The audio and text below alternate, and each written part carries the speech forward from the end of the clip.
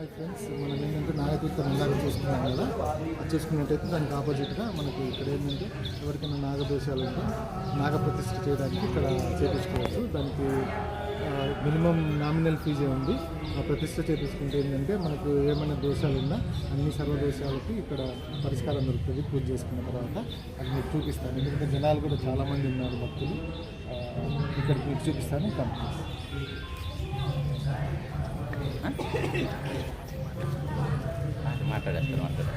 ఇక్కడ చూసినట్టయితే జనాలు కూడా చాలామంది భక్తులు ఇక్కడికి వచ్చారు.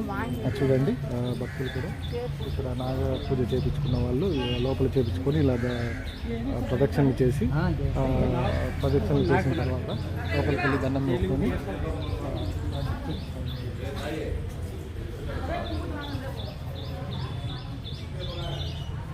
మధ్యలో చూసినట్టయితే పెద్ద విగ్రహం కూడా ఉంది. ఇక్కడ చేయించుకున్న వాళ్ళు చాలామంది భక్తులు చెప్పేది ఏమంటే ఇక్కడ చేయించుకుంటే అన్ని దోషాలు మాకు పోయాయని చెప్తున్నారు.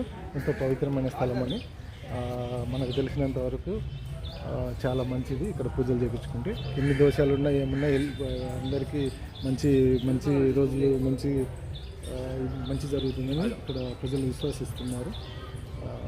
ఇది ఇంకా తర్వాత వీడియోలో మిగతాయి కూడా చూపిస్తాను.